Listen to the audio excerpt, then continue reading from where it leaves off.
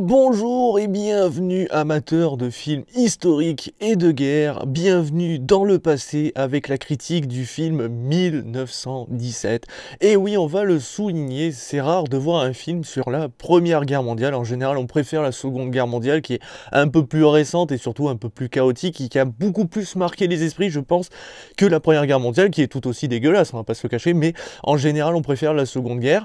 Et je vous avoue que moi, le passé, je m'en branle un peu, donc en général, ce type de film, j'en suis pas amateur, mais je reste quand même curieux d'aller les voir pour une simple et bonne raison, c'est qu'en général, on essaye de nous montrer le talent d'un réalisateur, que ça soit au niveau de filmer l'action, que ça soit au niveau des jeux de lumière, de montrer l'horreur de la guerre, et il faut reconnaître que ce film a eu des critiques dithyrambiques, et c'est assez mérité pour certains aspects, parce qu'on va pas se le cacher, ce film est assez...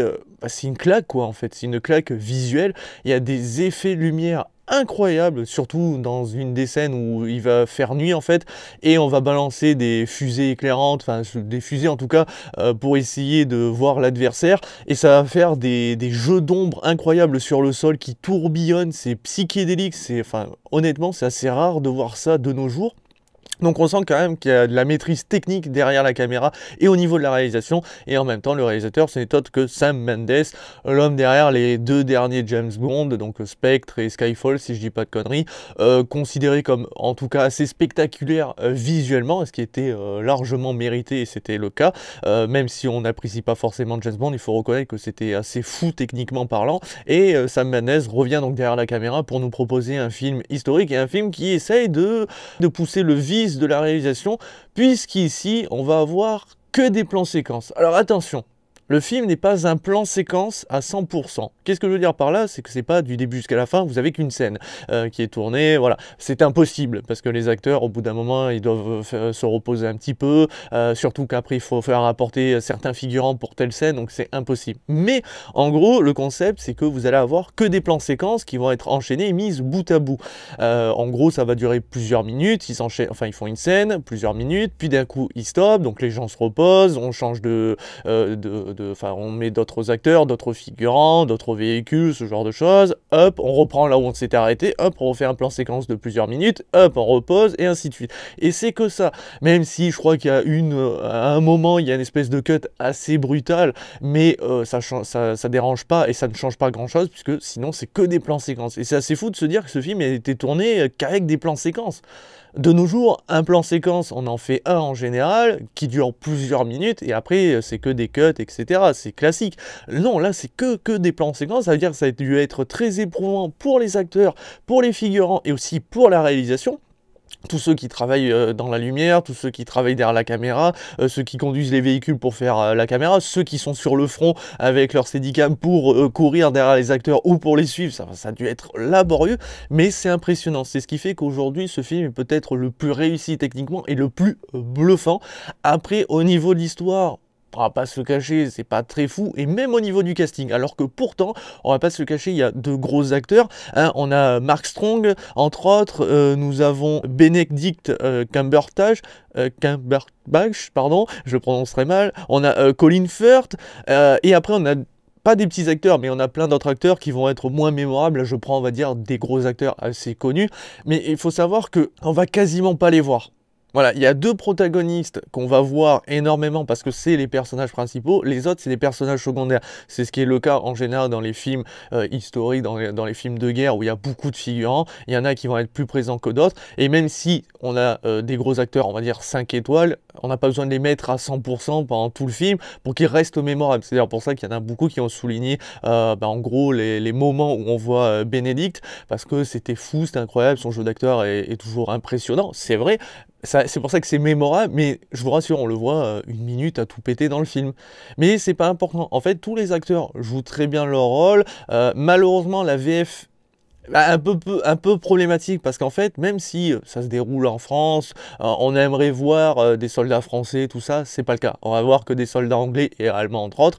Et c'est pour ça que les acteurs vont avoir un accent. Et le souci, c'est que le doublage français, tu n'auras pas cet accent. Donc je pense que pour moi aujourd'hui, la version originale est de mise et presque obligatoire pour, on va dire, bien rentrer dans le film et pour bien comprendre les émotions, pour bien rentrer dans ce qu'a voulu proposer ce film en matière d'émotion. d'émotion. La VF va pas saccager, hein, attention, elle n'est pas dégueulasse, mais vous n'allez pas rentrer autant dedans, malheureusement, alors que là, on a besoin des accents, on a besoin de bien comprendre ce qui se passe pour savourer ce film dans toute sa splendeur, si on peut dire. Donc je vais pas rentrer plus dans les détails des acteurs. En fait, c'est plutôt au niveau de l'histoire que on va moins rêver, puisqu'en gros, et attention, c'est pas un spoil, hein, c'est dit dans la bande-annonce, c'est dit partout, en fait, en gros, on va suivre deux soldats qui ont une mission, c'est de transmettre un message à un groupe de soldats qui va pas tarder à lancer un assaut. Le souci, c'est qu'on a appris que les Allemands vont tendre une embuscade, et qu'en gros, quand les soldats vont partir au front, ben, ils vont se faire niquer, soit par derrière, ou sur le côté, ou pas mal, mais pas de face, et du coup, ben, ils vont se faire totalement laminer sans pouvoir rien faire. Et donc ces deux soldats ont cet objectif, livrer le message. Alors le film dure quand même presque 2 heures, ou 1h50, mais enfin on est sur presque du 2 heures. Ça veut dire que tu te doutes que quoi qu'il arrive, on va aller jusqu'au bout de la mission. Après, est-ce qu'elle va réussir ou échouer au dernier moment? Ça on ne le sait pas, mais on va arriver plus ou moins à l'endroit où ils doivent livrer le message. Donc il n'y a pas cet effet de surprise. Peut-être qu'il y a un des deux personnages qui va mourir, ou est-ce qu'ils vont livrer le message à quelqu'un d'autre pour faire la mission, mais normalement c'est pas le cas, puisque l'objectif, quand c'était la guerre, c'est que 2 soldats ont été choisis et seuls eux peuvent livrer le message. On leur a confié cette tâche, s'ils ne le font pas ou s'ils échouent, c'est terminé. Il y a cette paranoïa qui était présente sur le front, forcément, que ce soit en Première Guerre mondiale ou Seconde Guerre, ou s'il y aurait d'autres guerres aujourd'hui, il y a toujours cette paranoïa. Donc quand on choisit des personnes, bah, c'est eux qui doivent le faire, quoi qu'il arrive. Et ce film, ce qui est étrange, c'est que on suit 2 soldats qui livrent un message, et en gros, tout autour d'eux, il va se passer des événements, et eux, ils sont presque que spectateurs.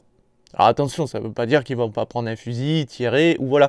Mais en gros, c'est comme si ils étaient au milieu du front, et qu'ils couraient en mode, bon, on a un message à livrer, ciao les gars, ouais, un petit coup de main, ah non, malheureusement, on a un message à livrer, hein, ouais, vous savez, c'est ça, être livreur, et là, tu les vois courir. Enfin, ça donne cet aspect-là, ce qui fait qu'en gros, le décor, en arrière-plan, les combats, quand tu vois les soldats partir au front avec leurs baïonnettes, courir, on va tous les niquer avec des explosions de partout, des avions qui se canardent, etc. Et bien c'est juste pour sublimer ces messagers. C'est juste un décor, comme si on mettait une forêt, une rivière, des montagnes. C'est juste un décor. Maintenant, ça reste spectaculaire dans le sens où il y a quand même de l'action.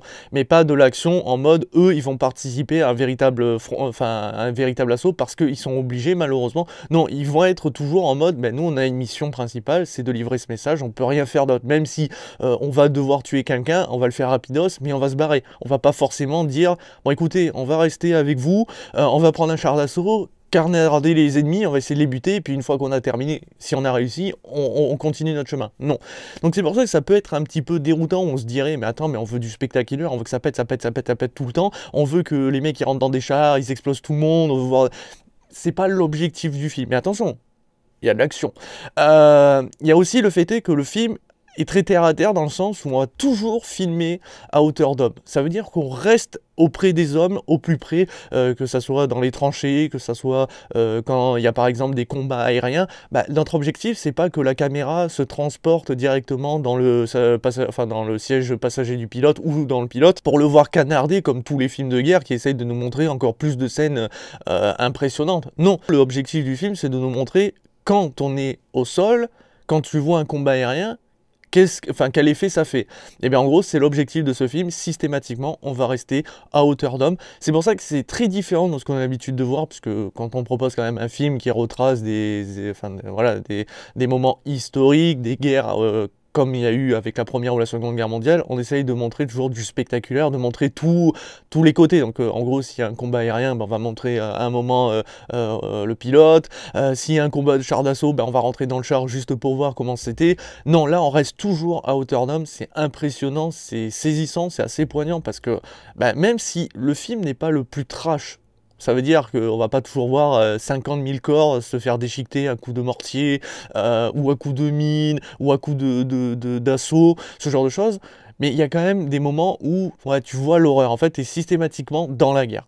tu ne la quittes jamais. À un moment, tu vas être dans une église, il va faire nuit, bah bim, t'es quand même dans la guerre parce que tu vois que t'entends des explosions partout, t'as de la lumière, donc alors il fait nuit, donc tu te doutes que la guerre est toujours là. En fait, t'es systématiquement dans la guerre et dans cette horreur où tu vois bah, que les soldats sont sales, tu sens qu'ils crèvent la dalle, qu'ils ont froid, qu'ils n'ont pas envie d'être là, mais malheureusement, bah, s'ils sortent, ils se font tuer par leurs propres collègues parce que bah, ils n'ont pas le droit de déserter, donc ils sont obligés d'aller au front. Tu vois tout cet aspect-là, tu vois même des rats dégueulasses, enfin tu vois toute l'horreur. Tu vois bien sûr des cadavres hein, quand même, hein. C'est pas un film, on va dire, tout public. Si vous avez des enfants, ne les envoyez pas là-bas, sauf s'ils ont l'habitude, et à ce moment-là, pourquoi pas. Mais c'est vrai que c'est un film où on montre tous les aspects, qu'ils soient dégueulasses ou magnifiques. Pourquoi je dis magnifique? Parce qu'on sait que ça, enfin ça c'est des histoires qui ont été racontées dans des lettres et tout, où à un moment tu avais des soldats qui ont rencontré des soldats allemands dans une forêt ou en train de marcher tout seul et tu les entendais chanter et au lieu de les attaquer en mode oh on va tous les fumer, bah ça arrivait que certains restent aux aguets et écoutent la chanson et sont presque émerveillés, touchés. Et il y a une scène comme ça où tu vois des soldats en mode on attend et on entend quelqu'un chanter, et au lieu d'aller le défoncer sa race, bah, ils écoutent. Et ils savent qu'en gros, bah, en face d'eux, ils ont un être humain qui est peut-être comme eux, qui est sur le front parce qu'il est obligé, parce qu'on l'a voilà, on l'a forcé, et malheureusement, bah, l'être humain a de la haine en lui comme il a de la beauté, et c'est l'objectif de ce film, de nous montrer tous ces aspects-là, et il le fait très très bien. Après, c'est peut-être pas le meilleur film en matière d'action, le meilleur film en matière scénaristique. Il est vrai qu'il y a peut-être le fait est qu'on ne s'attache pas forcément aux protagonistes. Les deux qu'on suit, je m'y suis pas tellement attaché dans le sens où à un moment on va découvrir qu'un des deux a perdu un membre, pas un membre physique, mais un membre, voilà, un collègue ou un membre de la famille. Et quand il va entendre qu'il a perdu quelqu'un, t'es là, tu fais, je m'en branle, on s'en fout. Et c'est vrai qu'il n'y a pas cet impact émotionnel où tu te dis, putain, voilà, il n'y a pas grand chose à dire. Pour moi, en fait, ce film, il mérite le coup d'œil pour l'aspect spectaculaire du fait que ça soit des plans séquences, mis bout à bout, de la technique, de la lumière. Vraiment, la lumière, elle est folle. Il y a quelques passages quand même dantesques où il y a des scènes d'action où tu vois des gens courir pour aller tuer des gens, où tu as des tirs de partout, tu as des explosions et tu vois la Steadicam en mode oh mon dieu, et tu vois les mecs courir. Ah, c'est la merde. T'as aussi une scène un peu poétique, un peu bizarre. En fait, je sais pas comment la recevoir, mais en fait, tu vas avoir deux soldats qui vont se croiser. Et comme c'est dans la pénombre, sachant qu'en plus, tout autour d'eux, ça crame, enfin, tu sens que c'est la merde.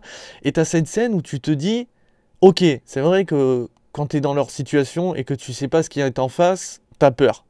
T'as envie de dire, bah attends, quoi qu'il arrive, que ce soit un ennemi ou un allié, j'ai envie de laisser les armes. Mais en même temps, si c'est un ennemi, peut-être qu'il va m'attaquer, donc tu es obligé de garder les armes. Et en fait, c'est peut-être la scène la plus... qui a le cul entre deux chaises. Dans le sens où tu te dis, ça a dû arriver, dans la guerre, ce genre de scène. Mais ce qui va arriver derrière, c'est un peu fou en gros. Tu sens qu'il y a une certaine folie qui a pris un des personnages à canarder à tout va, sauf qu'au lieu de canarder en mode bon attends, je veux tuer mon adversaire, je me pose, je tire, enfin je vise et je tire. Non là tu vois le mec en mode je tire partout, j'en fous partout, il a repeint les murs, il a je pense qu'il a tué plus d'animaux autour de lui et de fenêtres et de murs que ce qu'il voulait tuer à la base. Mais voilà, c'est peut-être la scène la plus bizarre, je sais pas comment la recevoir, même après avoir pris un peu de recul. C'est peut-être celle qui m'a fait le plus marrer dans le sens, j'ai l'impression qu'elle est ridicule. En fait, c'est la scène qui ne colle tellement pas à ce qu'on a vu au départ, alors que le film est très sérieux, et là j'ai l'impression qu'il manque du sérieux. Mais bon, voilà, il y a un aspect... surnaturel par moment, tu sens qu'il y a un aspect presque religieux quand tu vois à un moment un effet de lumière sur une espèce de statue et ça forme une croix. Il y a plein d'aspects, c'est très intéressant. Franchement, c'est un film qui met une sacrée claque quand on le voit. Peut-être qu'il n'est pas parfait, il y a beaucoup de défauts, il y a des trucs qui vont clairement pas plaire, il y en a qui vont se dire que ça manque vraiment de dégueulasse, vraiment, parce que moi j'aime bien quand c'est bien dégueulasse, quand il y a de la boucherie totale. Là c'est vrai qu'il y en a peut-être un peu moins.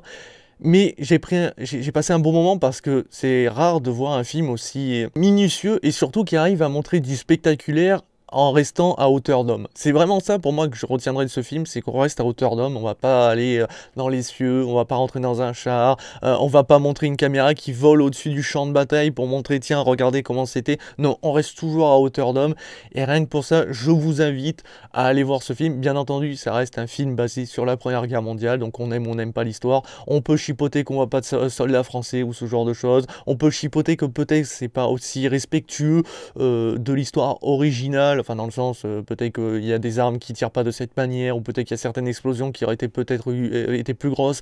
Est-ce que les soldats allemands portent la bonne tenue ou ce genre de choses? Il y en a qui vont être plus pointueux, moi je m'en fous.